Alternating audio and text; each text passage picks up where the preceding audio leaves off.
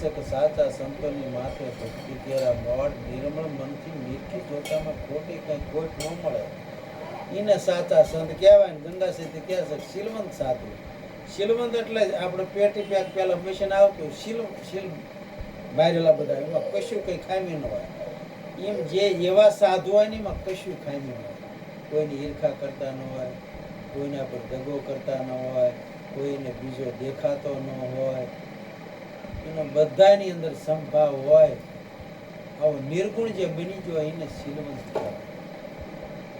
આખા વિશ્વની અંદર એને કોઈ જુદા પણ દેખાતું નથી, એને કોઈની કોઈ ઈર્ખા આવતી ન હોય, એને ભાવ કભાવ મનની અંદર થતો નહીં, એને સળ કે કપટ કે એવું ખટપટ કે એવું કશું ન હોય. એટલે શીલવંત સાધુના આવા લક્ષણ છે. એટલે એને ગંગા સતી કહે છે કે શીલવંત સાધુને વારે વારે નિમિય પાનબાઈ જેના બદલતા નથી વર્તમાન. વર્તમાન સતની ધારામાં તો હોય ને વર્તમાન કોઈથી બદલાય નહીં. આઠેય પર મન મસ્ત થઈ રહે જેને જાગી ગયો હોય તુરિયા તીરની જેમ છે એમ જે સાચી વસ્તુની અંદર જે તાર લાગી ગયો હોય એ પછી કોઈ દી ભાવ કભાવીને થતું નથી. આવું સંતો આપણને વાણી દ્વારા બધું સમજાવીને કહેશે પણ આપણને પૂરેપૂરું જે સમજાતું નથી એટલે આપણામાં કસર્યું ઘણી રહી જાય. જમશે એમ આપણે બધું સમજણના ઘેરે આવવું.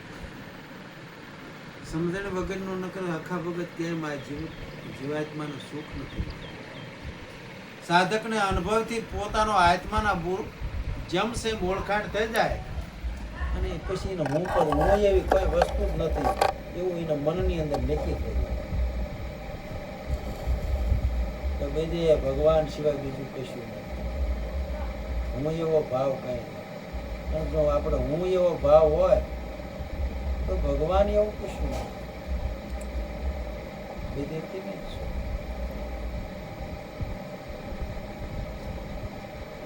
કૃષ્ણ ભગવાન ગીતાજીની અંદર કહે છે ને કે સમુદ્રની અંદર મગર હું છું, પક્ષીની અંદર કે ગરુડ હું છું, આ મનુષ્યની અંદર રાજા હું છું, પાંડવામાં છેલ્લે છેલ્લે કે અર્જુન હું છું. અર્જુન તો પાયો બધો કે અર્જુન હું છું. એટલે હું હોય તો પછી હરીચી રહેતા નથી. એટલે એને પછી બીજું ભળાય ને કૃષ્ણ ભગવાન કે મારી સિવાય કોઈ બીજું છે આ મારો વિભૂતિ યોગ છે ને એને કોઈ જમશે બરોબર ચાલે. બધી મારી સિવાય બીજું કોઈ છે જ નહીં. તારામાં પણ હું છું પછી તો આવી ગયું. પણ આપણને બીજું ભળાય તો આપણે જે અજ્ઞાન છે, આપણને જ્ઞાન છે, આપણામાં ખટપટ છે તો આ બધું અજ્ઞાન છે. એટલે સતની ધારામાથે હરિનો માર્ગ હાથમાં આવ્યો હવળે આપણે હાલવાની કોશિશ કરી. કાર્યમાં કોઈ મહાન બન્યા નથી, બનવાના નથી.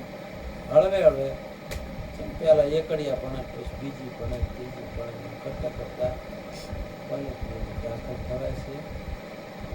એટલે એ કંઈ ભણતર ખોટું નથી. ભક્તિનો માર્ગ લીધો એ બધો સાચો જ છે.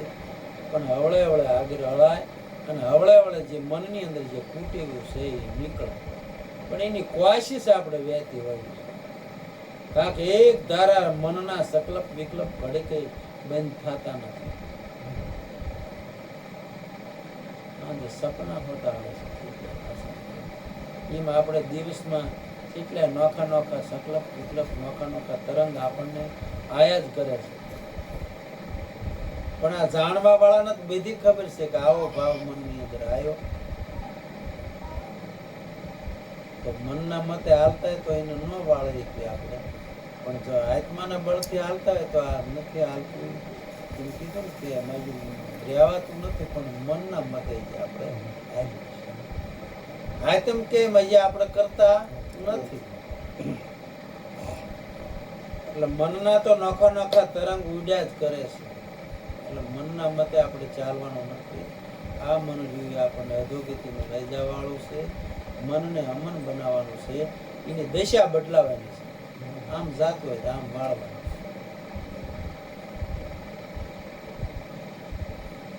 સુરતી અને વર્તી આ ઘેરી ગગનના ઘેરે લાવો, સાધુ કોઈ અમરાપુર આવો. આપણી સુરતી અને વર્તી અને ઘેરી ગગનની અંદર જે સાચી વસ્તુ છે ને ત્યાં કંઈ તમે એક ધારા જો તો સાચી વસ્તુ આપણને પ્રાપ્ત થઈ છે. સદગુરુ મહારાજે જે આપણને આપ્યું છે એ થોડો વેલા સાચું છે. એમાં આપણે લક્ષ્ય રાખવાનું. આમાં લક્ષ્ય રાખો, સતની અંદર કાયમ જીત રાખો તો તમે સચ્ચિદાનંદ ભગવાન તેમાં જરૂર નથી. અને મન જો સતની અંદર હશે તો કોઈ મનનું કે હાલવાનું નથી. એટલે તો એવી સુરતા સજાગ બનાવી દો, સતની ધારામાંથી હાલો. સદગુરુ મહારાજ